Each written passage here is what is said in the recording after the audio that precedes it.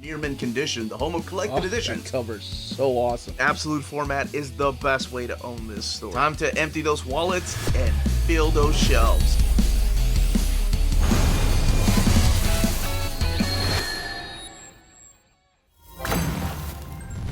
Hey now, all you minties, this is the Uncanny Omar from Near Mint Condition, the home of collected editions. And join me today for my overview of these recent IDW hardcovers. So let's go ahead and get started.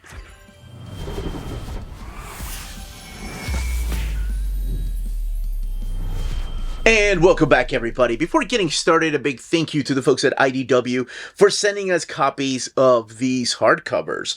So that's what we're going to be looking at today, focusing on the hardcovers recently released by IDW. And we have a variety of them. We've got a couple horror books over there, an art book, some Ninja Turtles collected in two different ways. It's really interesting that they decided to do this with the Armageddon game and the IDW collection, and then the Godzilla 70th anniversary, which I can't wait to talk about. As a matter of fact, that will be the first book I talk about in the description of the videos, where I'm putting the timestamps in case you're only curious about one or two books, or you don't want any kind of spoilers, or you're just intrigued by maybe the title of the book and what it could possibly be. Alright, please don't forget to smash that like button before we go any further. And as I mentioned, I will be looking at the Godzilla 70th anniversary. Actually, before I do, just to kind of clarify something, because we have so many different sizes of books, the Ninja Turtles TMNT Armageddon game and the IDW collection, those are deluxe size. So they are as tall as these Omnis from Marvel Comics, whereas Godzilla, 30 Days a Night, and Sleeping Beauty, even though I believe Sleeping Beauty is a deluxe edition, or it's called a deluxe edition, and so is 30 Days a Night, those are standard size, meaning that they're smaller than your average omnibus. Now, the Mignola art book is definitely taller and longer than this omnibus here. All right. Now let's go ahead and start with Godzilla. It is crazy to me how much Godzilla we've gotten from the different publishers. We've got the Godzilla original Marvel Comics. Ooh, love the end sheets here. Oh, they're different. Nice. That's a nice touch.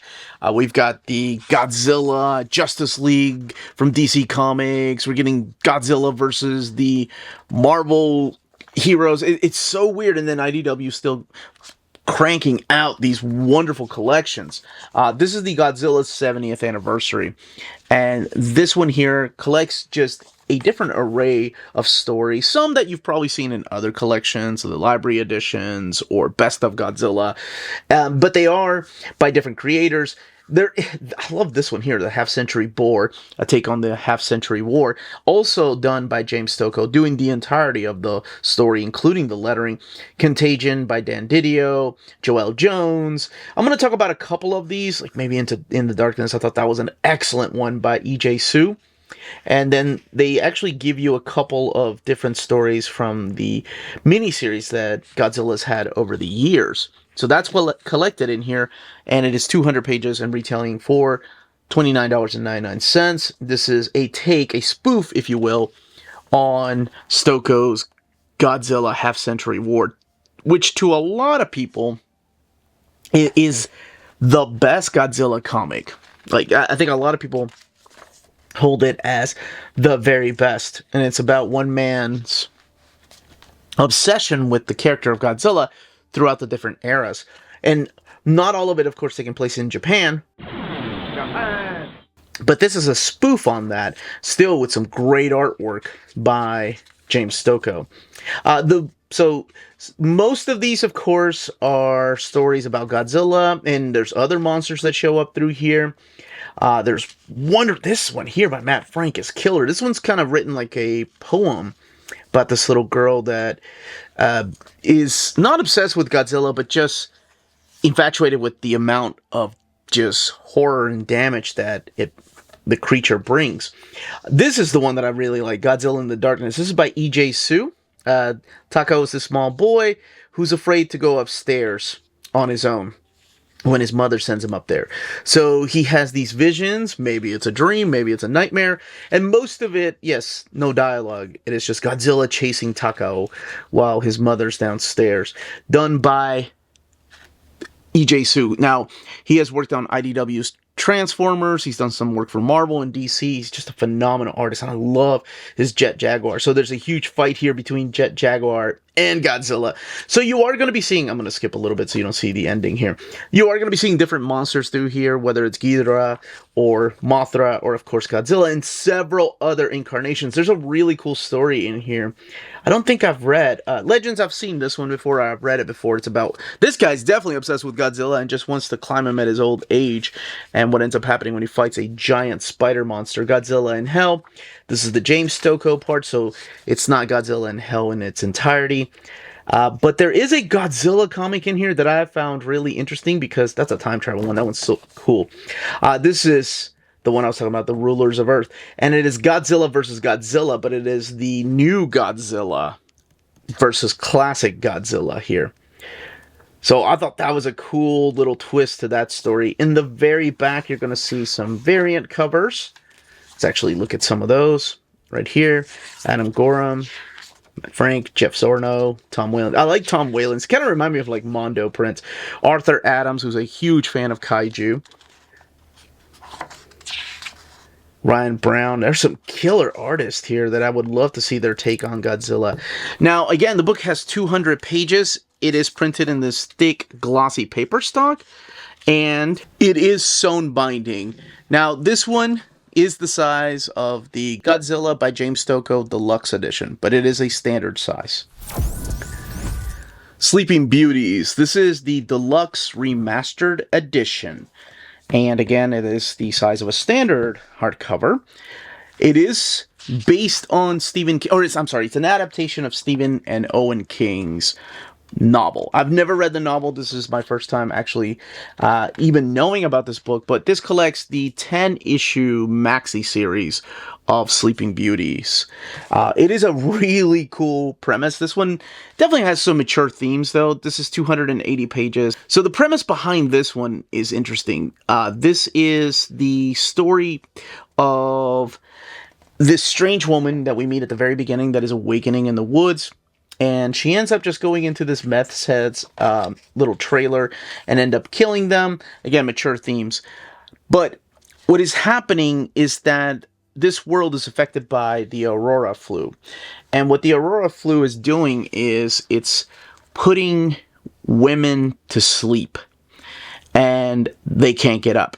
So once the women fall asleep, there's this webbing, kind of forms a cocoon around their heads and their bodies. And if you try to remove them, they go into this feral state. And so they're just left to sleep. Hence the title, Sleeping Beauties. So that's what's happening through here. It's this mystery as to what is causing just women to be affected by the Aurora flu. And how can you wake them up without trying to harm them? And it all has ties to this woman that is walking around this forest. Now we're introduced to other characters like Jared and Clint. It's a small town of Dueling. And there's women that are in the penitentiary. And that's one thing that I will say. Like, there are women that are trying to do everything they can, knowing that this Aurora flu is out there, to try to stay awake. And how they're trying to stay awake. It goes in the territories that I did not see it going. I think the artwork here by Allison Sampson is phenomenal. When it comes to these pages, there's a certain creepiness to her artwork. And I forgot to give credit. Rio Ewers is the person that is writing the story, adapting it from the original graphic, or the original novel. Colors by Triona Farrell. So yes, this has a horror element to it.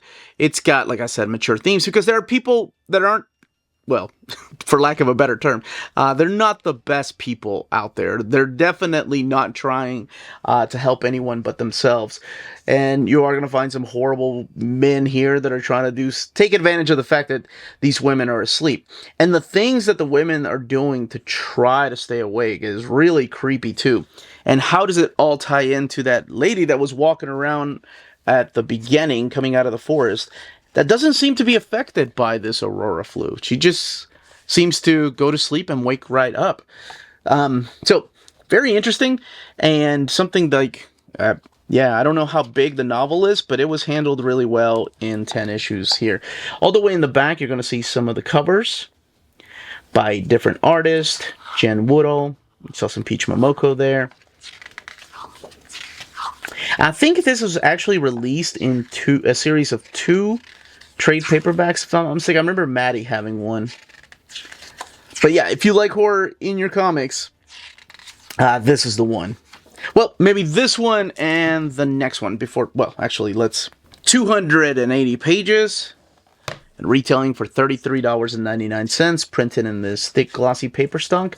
It does have the glued binding, like some of the other previous standard size hardcovers from IDW. But that is Sleeping Beauties. Next up is 30 Days of Night, the Deluxe Edition, Volume 2. I've done an overview of the first book. This one here is a continuation of the stories there by Steve Niles and Ben Templesmith. However, this time around, they're joined by other creators like Matt Fraction and also Kitty Chamberlain and Dan Wickline, just to name a few. So collected in here are stories like Dead Billy Dead and Bloodsucker Tales, The Journal of John Ecos, Dead Space, and Picking Up the Pieces and Spreading the Disease. 480 pages, $34.99. Mature content in this one. So Dead Billy Dead is the story of Billy, who gets infected by a vampire. He happens to kill the vampire, and then he's just trying to reconnect with his girlfriend, Maggie. I love the fact that the cops try to stop him. They're like, hey, this must be some junkie. Then it turns out that it's this guy, right? Like a vampire, and they don't want to talk about it. But one of them gets obsessed with this case and is trying to figure out exactly what he is. She seems to know somebody that might want to help out, and that is this character named Dr. Saxon. This is where it gets interesting. Well, one of the police officers is actually reading the 30 Days of Night novel, which, of course, that is not really meta, but it was talked about in the first volume here. So again, a continuation of the stories there. Yeah, so this doctor that is said to want to help, he is a freaking weirdo, and that's all I will say, and that is Dr. Saxon. That's the first story collected in here. And let's move on to the next story, and that is the Juarez story. So Juarez is the story of this private investigator named Lex Nova, who is trying to find the 400 dead or missing girls in Juarez. Now, of course, this is based on true events, on what's going on. They just throw a vampire little spin in here.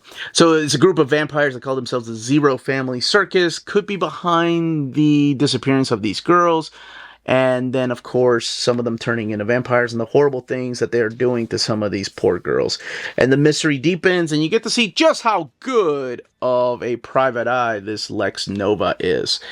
And picking up the pieces right here, this is a really short story, so let's just skip that one a little bit to go on to the next big one here. The Journal of John Ecos is the story of this gentleman right here, John Ecos, that's right, who has ended up just trying to escape Barrow, where all of it took place up north. He's trying to get away from there and ends up running into vampires and even making friendships with some of the vampires. Dead Space is really cool. I got really excited because I thought that Ben Templesmith and Steve Niles had worked on the Dead Space video game. But this is actually a 3-issue miniseries that is following the events of this shuttle mission, the Icarus. So these astronauts go to space in the Icarus space mission, and one of them turns out to be a vampire. And of course, most of them end up dying. You can find out for yourself who lives, if any of them lives. So what ends up happening is that there's an Armstrong expedition that goes out there to try to retrieve and salvage some of the pieces that are expensive. And they run into perhaps some of the old crew that might still be alive in space. And that's all I will say about that. This is the Spreading the Disease. During this time, it seems like vampires were just getting bored, and the way they were spreading the disease kind of becomes like a game. I don't want to spoil what happens or how they decide to spread the disease, but it does become sort of like a sports type of thing. And then in the back, you do have lots of the variant covers, the FBI files back here. So much like the first one, all the extras and goodies are back here. And then the cover here to the trade. Oh, some of these are covers to the trade paperbacks. Now let's look at the build of this. 480 pages. It is printed in this thick glossy paper stock, and it has sewn binding. Again, this one has mature themes. Teenage Mutant Ninja Turtles, the IDW collection, volume 16 is here. This is one that came out in, I believe, August of last year, but I finally got around to reading it towards the end of last year, and I just wanted to keep adding it to the stack of hardcovers. I've been so backlogged on my books, but luckily I read this, and then I realized, wait, I think I've read some of this already in that Armageddon hardcover. Not the deluxe edition, which I'm talking about here next, but I'll explain why here in a second. This is the table of contents. Tom Waltz coming back to writing some of these stories after being gone for a little bit. Sophie Campbell, of course, continuing the ongoing series. By now you have Pablo Tunica doing the main art, whose art is really solid. And then you also have people like Junie Bond doing some of the stories in here. So collected in here is the Teenage Mutant Ninja Turtles 125 to 132, the 2021 and 2022 annual, and the Armageddon game opening moves 1 and 2. The book has 328 pages and retails for $59.99. Now, I'm just going to go ahead and say, if you haven't been reading Turtles, or if you just started reading the IDW collections, like you have volumes 1 and 2, and you're like, man, I'm really enjoying these are great. Oh my gosh, there's so much that happens. I mean, so much that happens within the first 25 issues, then the first 50 issues, and then the first 100 issues. Just the lineup changes. So many characters are introduced, whether they're new or whether they're an adaptation of the characters from the original comics, or even the cartoons, or even the video games, or one of the many incarnations of the TV shows, because there are characters that come from the 2003 Ninja Turtles show. But I guess what I meant to say is spoilers. Yeah, what the heck? I can't talk about the Armageddon game without talking about the premise, which is set up here. So in this 2021 annual, what's going on is the Rat King is going around to his family, and he's kind of poking around the idea of this new game in order to destroy the Turtles, once and for all. And they're all kind of rejecting him because they've all had their own encounters with the Turtles. So he's getting these characters of Baxter Stockman and Leather Krang and Null, Madame Null at that, to go after the Turtles. So that's who he's joining forces with, and the Armageddon game gets crazy. Now, it doesn't officially start for a little while, and I love the mapping of this, by the way, because this is just Ninja Turtles with the events that are going on around them. I think this is brilliant, and I can't wait for more. Volume 17 is already solicited. It comes out later on this year. That one takes us to like the big parts of the Armageddon game, 1 through 6, and then the ending of the Armageddon game, 7 and 8, will be in volume 18, which will be the final volume of these deluxe editions before they revamp for the Jason Aaron run. That one's already been in. That one's in the catalog, not officially solicited. It's got a new character in there. All right, speaking of new characters, we are introduced to these frog brothers and sisters here. These mutated frogs, and yes, some of them could be named Napoleon Bonafrog, or no, that one's Napoleon Bonatoad, right? Genghis Frog, yeah, and some of them named after the cartoon characters or the comic book characters. But we do have somebody new, and that is Clyde. The reason they are looking at the Turtles and pointing them, they're blaming them for the disappearance of Clyde's friend named Bonnie. So yes, Bonnie and Clyde. And the Turtles are, of course, like, we didn't do anything. They're busy training their new students. And by now we have 5 Turtles. We've got Michelangelo, Donatello, and Leonardo, and Jenica. Raphael is Constable, so he is missing right now. But they're with their new students, and their dojo gets just ransacked by these freaking new toads. These new characters. Now, there are things going on in Burno Island. You know, we thought they had peace at last, but That's just not the way this is going to work, and big things are going to happen. So the characters that I mentioned that are going to play a big part in the Armageddon game that are set up in that annual, there's a lot more characters that play a big part in here. Oh, and this young lady, she's going to play a huge part in the Armageddon game too. And all because of betrayals and never learning to trust anybody. Yes, but we will see more of the Triceraton Regenta later. So we also meet Dr. Barlow here, who is experimenting on mutants and could be the cause of these new frog mutated people. And what he states is that maybe he's behind why they are looking for the turtles. That perhaps there is some misunderstanding as to where Bonnie went. Oh, this is a beautiful story. And that is one drawn by Sophie Campbell. And that new turtle is this Frankenstein-looking turtle, and she will play a big part in what is to come, too. It's like setting up all these different pieces. And that is a turtle named Venus. And is she really a turtle? Is she a Franken-turtle, if you will? But Venus will become a huge part of all of this. We have Orokosaki, which we've seen some of him in the previous volumes, playing a different role through here. This time around as a mentor. Leather Krang, and yes, okay. So while we have the characters of Rat King starting the Armageddon game, things are going on Burrow Island with the Triceratons and the Utroms. So it is General Krill now kind of taken over, and we do have a new character that will be the Regenta, and that is Sari. The neutrinos get involved, and so do a group of new people here, new characters that are called the Nova Posse. All these characters will play a huge important part in what is to come.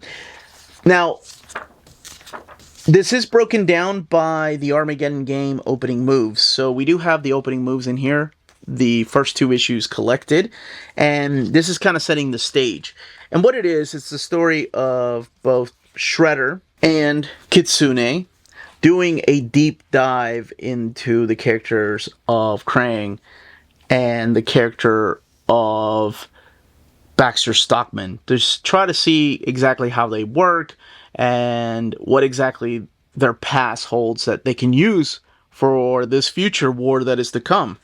So after that, we get the annual here. This is by Juni Ba, with this creature that feeds on fear that is living in the... Oh, it's got a sweet ending. Orokosaki is now training the turtles for this fight, but he's doing it in a different way. He's doing it in a spiritual level, and I think that is so... This is a beautiful issue. I don't want to talk about what happens there, but he does it in a spiritual way. Now, this is when things really get going with the Free Comic Book Day, because we see things through Venus's eyes. We see her spying on these 4 turtles, and it is totally done on purpose by Sophie Campbell and Tom Watts, in the style of the original Ninja Turtles, the first issue. And who are these turtles? Are they from the future? Are they our turtles? And what part do they have to play in the Armageddon game? So we will talk a little bit more about that here in a second. You have variant covers, and we'll talk about the mapping too. And of course, the end sheets here with a purple ribbon for this one, your bookmark ribbon. And the book has 328 pages, sewn binding, and printed in this thick glossy paper stock. Now let's move on to the big book here. And by that big one, I mean this big honker right here. This is the Teenage Mutant Ninja Turtles, the Armageddon game, Deluxe Edition. All of this big event in one oversized hardcover. People were worried that, well, they're going to stop the IDW collections. No, like I mentioned, we have a 17 and an 18 coming out later this year. But here are your table of contents, who the writers are, and of course the mapping here, which is going to be different than the mapping in these, because these include the main stories that really have nothing to do with the Armageddon game. This is just jumping into the Armageddon game in a wonderful reading order, because this is the way that I've read it. And then when I went back to read this, I was like, wait, I've already read... Oh, that's why. And then I had that other book, the actual Armageddon game event. So this collects the 2021 annual, which we talked about already, the Armageddon game opening moves 1 and 2, which I've explained what that is. The Ninja Turtles 131 to 139, the Alliance 1 through 6, and Armageddon game 1 through 8. So this deluxe edition is just the main event. Like, it is everything. So it sets it up again in the annual where he's talking to his siblings, and then we go to the opening moves, which I talked about, which is Kitsune and Orokosaki Shredder going and doing a deep dive into these characters. They're these villains that they're going to fight, Leather Krang, and then later on Baxter Stockman, to see what drives them and, you know, what they can use against them. Null right here, and believe me, the imagery, like Null's cousin here, that they see, they will end up using through this game. And then issue 131, which I talked about, which is just Shredder taking them on the spiritual journey to train them properly. By the way, spoilers again, just in case I didn't know if you could figure that out or not. This book has 736 pages and retails for $79.99. But once the opening games start, once the Armageddon game starts right after this, man, it gets going. So this, again, I've already talked about, but I think it's such a cool, unique look at these new turtles and who they could be and what they have ties to. So once the Armageddon game gets open, this is when nothing is held back. This is when all of the Rat King's forces come together to take out the Ninja Turtles. So what they have to do is separate themselves. Some of them will have to go into space, some of them will have to go to other dimensions, and some of them will have to stay here and also form new alliances and learn to trust people that they normally wouldn't trust. You have Bludgeon hanging out with Venus, this new character that just grew this arm kind of out of nowhere by focusing. And who the heck are these 4 turtles? What is Darkwater? What is happening to New York City? It's like City at War blown up times 10 is the way that this feels. And man, it's great. And you have the neutrinos here. You've got the Triceraton army here with Sari leading them. You've got the Ultron forces. And of course, you've got these newer characters, the Nova Posse. And to me, the most exciting thing is how all of these forces come together. The Alliance stories focus on a different character. In here, like, you'll have a focus on a Casey Jones story. You'll have a focus on the character of Venus and Bludgeon, of course, because they've been together. Alopex and Nobody. So yes, you get characters that come back from the past. Angel and Sally and Sheena, they all play a big part in... Speaking of Angel, they all play a huge part in this and how they're going to take down the Rat King and his forces. And then the Frog characters here too that appeared in the IDW collection. I'll just go ahead and get volume 16, which are not collected in here. That's why some people just want everything, and then some people just want the event. And this is for the people that just want the event. It is a huge book. And then do the rest of the gods interfere, right? Or is the character of Rat King alone as being one of the gods that just wants to play with the turtles for one last time? Now, this one also has a bookmark ribbon. This time it's yellow. And what it has in here is the story notes by Tom Waltz and by Sophie Campbell. You get character designs and sketches here from different creators. Some of them make it, of course, to the ultimate finale, and other character designs never see the light of day. You get the background and locations, and then some of the variant covers, which you saw already some in the volume 16, but we're going to go through a little bit more here.